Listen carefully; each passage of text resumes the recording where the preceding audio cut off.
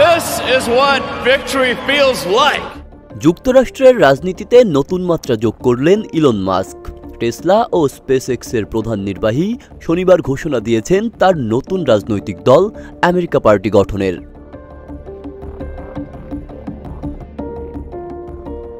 এই ঘোষণার পরপরই ওয়াশিংটন রাজনীতিতে দেখা দেয় আলোড়ন।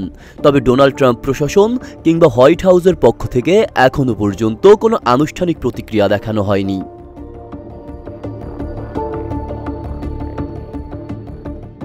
আমেরিকা পার্টির জন্ম শুধু কাগজে কলমে নয়। মাস্ক দাবি করেছেন জনগণের চাওয়ার ভিত্তিতেই তিনি এই সিদ্ধান্ত নিয়েছেন। মাত্র কয়েকদিন আগেই এক্সে চালানো এক জরিপে অংশ নেয় 12 লাখ মানুষ। তাদের 2/3 মনে করেন নতুন রাজনৈতিক দলের প্রয়োজনীয়তা আছে।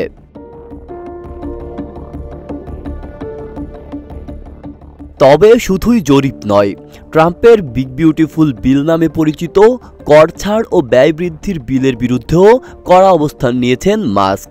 তিনি বলেন এই বিল আমেরিকাকে দেউলিয়ার পথে ঠেলে দেবে।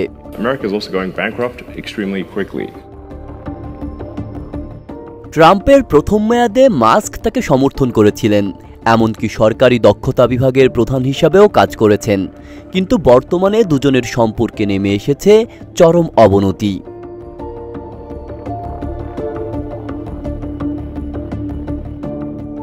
এমনকি মাস্ক হুঁশিয়ারি দিয়েছেন যেসব আইন প্রণেতা করছাড় ও অপ্রয়োজনীয় ব্যয়ের পক্ষে থাকবেন তাদের নির্বাচনে হারাতে তিনি নিজেই অর্থ ব্যয় করবেন। এর পরপরই পাল্টা হুমকি দেন ট্রাম্প। মাস্কের কোম্পানিগুলোকে দেওয়া সরকারি ভর্তুকি বন্ধ করে দেওয়া হতে পারে।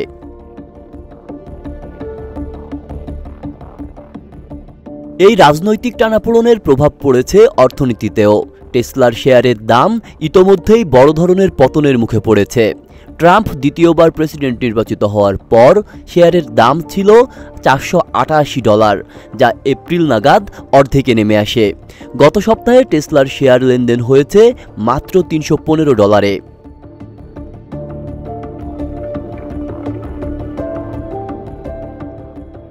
বিশ্লেষকদের মতে মাস্কের এই উদ্যোগ দুই দলীয় ব্যবস্থার বিরুদ্ধে বড় চ্যালেঞ্জ। তবে এটি বাস্তবে কতটা প্রভাব ফেলবে তা সময়ই বলে দেবে। তবে এতটুকু নিশ্চিত, মার্কিন রাজনীতিতে শুরু হয়েছে নতুন এক মেরুকরণের অধ্যায়।